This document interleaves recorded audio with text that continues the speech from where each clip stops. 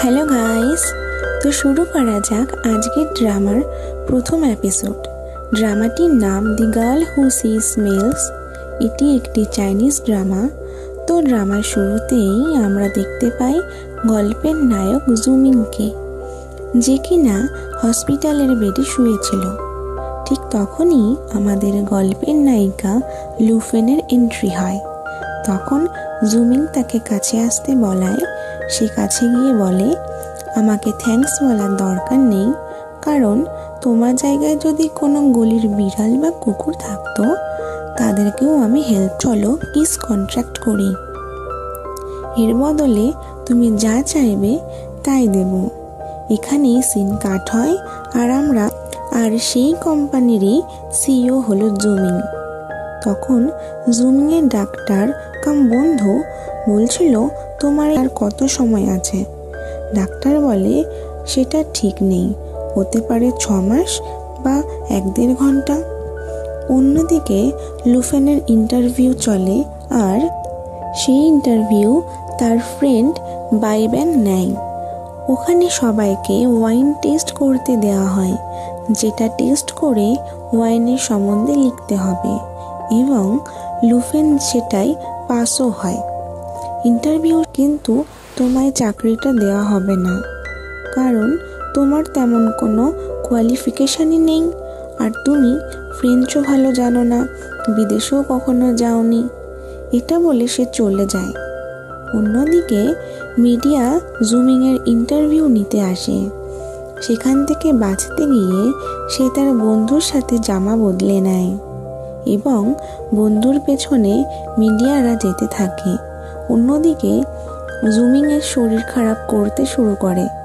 লুফেন এইদিকে ওয়াশরুমে দুঃখ প্রকাশ করতে থাকে। ওয়াশরুমে ঢোকে, তখন লুফেন চিৎকার করে বলে, কি তুমি?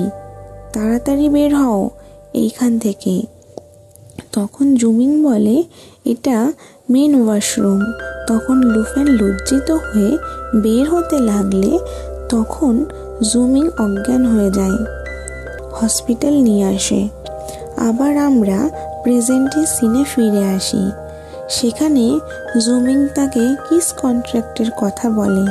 লুফেন তাকে মানা করে সেখান থেকে চলে আসে।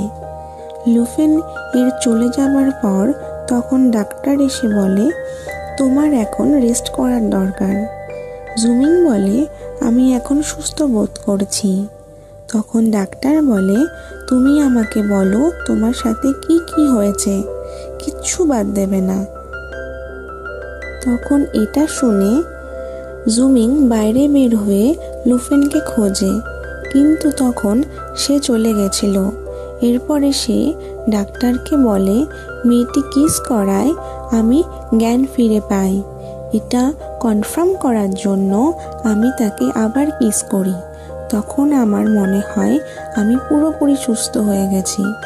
এটা শুনে ডাক্তার বলে, হতেও পারে তার কোনো এনজাইম তোমার বডিতে ঢোকায় তুমি রিকভারি করেছো আগে থেকে, তবে এটা একটা কোইন্সিডেন্টও হতে পারে। জুমিং বলে, এটার জন্য আমি 10টারও বেশি কান্ট্রিতে গিয়ে ডাক্তারদের দেখিয়েছি, কিন্তু কারোর কাছে আমার এই রোগ থেকে মুক্তি পাওয়ার উপায় ছিল না। আর সত্যিই যদি আমি এখন মরি তাহলে আমি এর আগে কোনো শান্ত জায়গায় থাকতে চাই আর মৃত্যুর জন্য অপেক্ষা করতে চাই। এই বলে সে লুফেনকে খুঁজতে চলে যায়। পরের সিনে আমরা দেখতে পাই লুফেন একটা ওয়াইন শপে কাজ করছে এবং সে মেসেজ করে তার বিএফকে, বলছে, তোমার এক্সাম কেমন হয়েছে? চিন্তা করো না, আমি তোমার পাশে সব সময় আছি। কিন্তু এখন তার কোনো রিপ্লাই আসে না। তারপর সে একটা কাস্টমারকে অ্যাটেন্ড করে। তখন তাকে লুকিয়ে জুমিংয়ের ফ্রেন্ড লি ফলো করে এবং তার কাছে এসে বলে, আমাকে সবচেয়ে দামি একটা ওয়াইন দেখাও। লুফেন তাকে ওয়াইন দেখালে সে তাকে আস্ক করে, তুমি কি সিঙ্গেল? লুফেন তাকে বলে, না। এইখানেই এপিসোডটি শেষ হয়। নেক্সট এপিসোডটি দেখার জন্য অবশ্যই চ্যানেলটিকে সাবস্ক্রাইব করে নিও। Thanks for watching. Take care, tata.